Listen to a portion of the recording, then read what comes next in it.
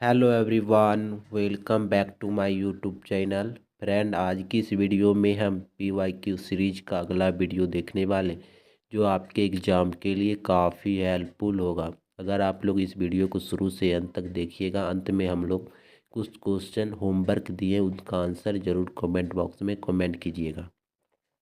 चलिए शुरू करते हैं। पहला क्वेश्चन है, प्रथम पंचवर्षीय योजना की वास्तविक विकास दर क्या थी? प्रथम पंचवर्षीय योजना की वास्तविक विकास दर क्या थी? तो प्रथम पंचवर्षीय योजना की वास्तविक विकास दर जो थी 3.6 था। कितना था? 3.6। याद रखिएगा, 3.6। 2 नंबर है, डॉक्टर भीमराव अंबेडकर ने भारतीय संविधान के डैश के रूप में राज्य के नीति निर्देशक तत्व का वर्णन किया।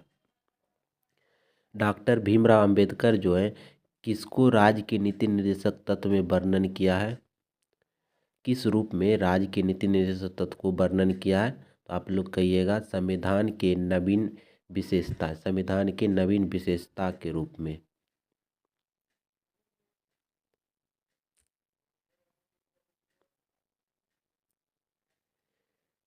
3 नंबर है, महाबलेश्वर में महादेव के प्राचीन मंदिर में गाय की मूर्ति के मुख से निकलने वाली धारा किस नदी द्रोणी का स्रोत है?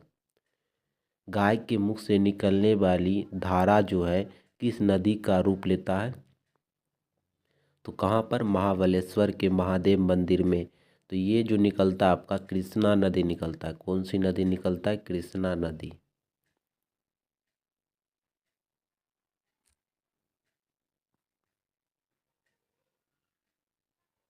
4 नंबर है, तडोबा राष्ट्रीय उद्यान भारत के किस राज्य में स्थित है? कौन सा उद्यान?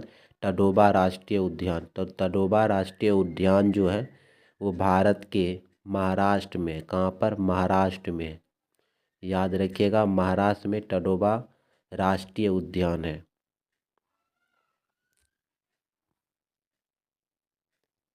5 नंबर है, राष्ट्रीय खेल विश्वविद्यालय डैश में स्थित है। राष्ट्रीय खेल विश्वविद्यालय डैश में स्थित है। तो राष्ट्रीय खेल विश्वविद्यालय जो स्थित है आपका, वो स्थित है कहाँ पर? खेल विश्वविद्यालय है आपका कहाँ पर? तो मणिपुर में। कहाँ पर? मणिपुर में।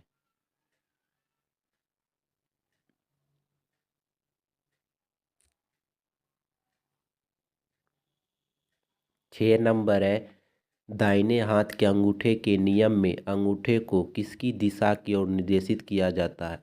दाहिने हाथ के अंगूठे के नियम अंगूठा को किसकी दिशा की ओर निर्देशित किया जाता है?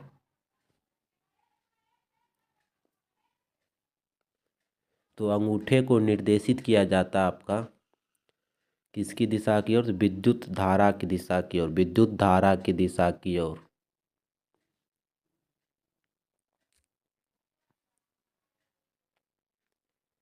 7 नंबर है, चंद्रप्रभा वन्यजीव अभयारण्य भारत के किस राज्य में स्थित है? कौन सा अभयारण्य? चंद्रप्रभा वन्यजीव अभयारण्य।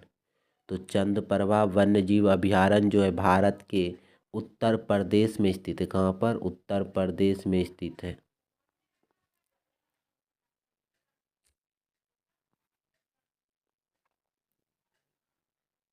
8 नंबर है, रेडियम, बेरिलियम, स्ट्रोंशियम जैसे क्षारीय मृदा धातु किस समूह से संबंधित? कौन सा? रेडियम, बेरियम, स्ट्रोंशियम, ये सभी किस क्षारीय मृदा धातु के समूह में है? तो ये सभी जो है आपका समूह 2 का ए में है।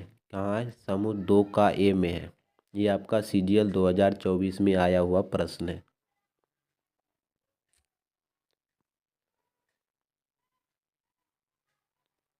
9 नंबर है, निम्नलिखित में से किस राजवंश की स्थापना बिंद शक्ति द्वारा की गई थी? बिंद शक्ति द्वारा किस राजवंश की स्थापना किया गया था? तो बिंद शक्ति के द्वारा जो किया गया था आपका स्थापना, वो किया गया था वाकाटक वंश का। किसका? वाकाटक वंश का।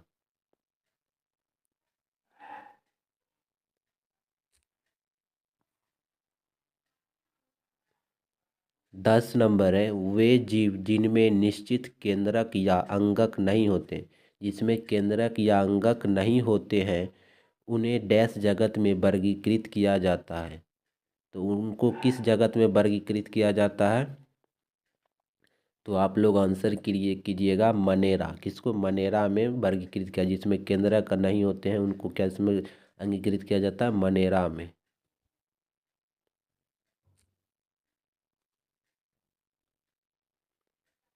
11 नंबर है, यदि एक छड़ चुंबक को एक डोरी से लटका दिया जाए तो उसका उत्तरी ध्रुव किस दिशा में इंगित करेगा?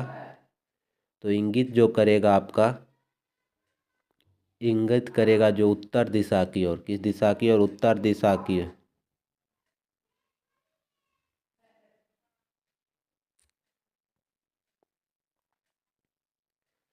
12 नंबर है, काल के दौरान कार्तिकेय, विष्णु और कुबेर जैसे ब्राह्मण देवताओं की मूर्ति उकेड़ी गई थी। किसके काल के दौरान जो है कार्तिकेय, विष्णु, कुबेर जैसे ब्राह्मण देवताओं की मूर्ति उखाड़ी गई थी? तो ये उखाड़ा गया था आपका किसके शासन काल के दौरान? कुषाण के दौरान। किसके दौरान? कुषाण के दौरान।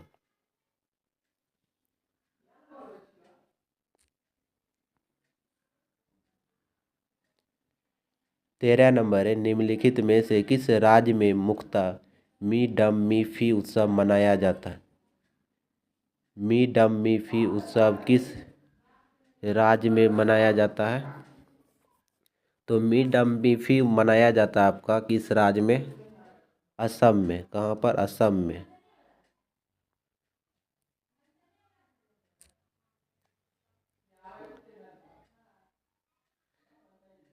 14 नंबर है, वसुदेव प्रथम एक डैश के शासक थे। वसुदेव प्रथम जो थे कौन से शासक थे? किस शासक के शासक थे? तो वसुदेव प्रथम का संबंध जो है आपका यह है कुषाण से। किससे? कुषाण से। याद रखिएगा, कुषाण से संबंधित है वसुदेव प्रथम।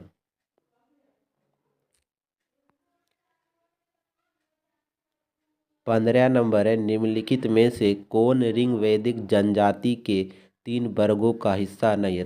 ऋग्वैदिक जनजाति के 3 वर्गों का हिस्सा नहीं है। तो ऋग्वैदिक काल के बारे में बता दें कि उसमें जो है आम जनता का बात है, पुरोहित का बात है और युद्ध का बात है, लेकिन शिल्पी का बात नहीं है। ठीक है, शिल्प का बात नहीं है।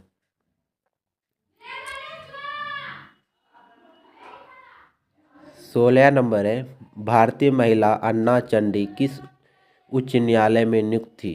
अन्ना चंडी जो है प्रथम क्या है? न्यायाधीश है। तो किस उच्च न्यायालय में नियुक्ति की गई थी पहली बार? तो ये किया गया था आपका केरल में। कहाँ पर? केरल में। पहली महिला न्यायाधीश है।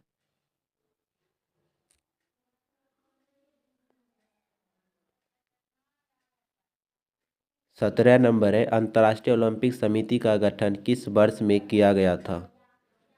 अंतर्राष्ट्रीय ओलंपिक समिति का गठन किस वर्ष किया गया था? तो ओलंपिक समिति का गठन जो किया गया था आपका वो किया गया था 1894 ईस्वी में। कब? 1894 ईस्वी में। याद रखिएगा, 1894 ईस्वी में।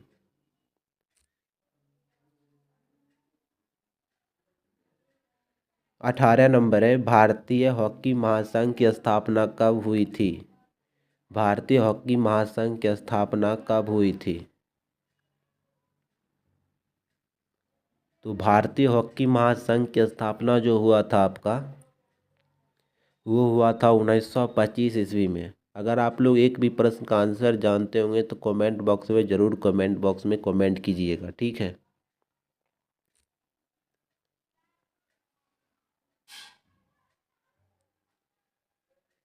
19 नंबर है, 2031 में किस देश में ने आईसीसी पुरुष क्रिकेट विश्व कप की मेजबानी करेगा? कब? 2031 में जो है किस देश पुरुष क्रिकेट विश्व कप का मेजबानी करेगा? तो ये मेजबानी करेगा 2031 में आपका भारत और बांग्लादेश। कौन? भारत और बांग्लादेश पूछा जाएगा तो याद रखिएगा, भारत और बांग्लादेश।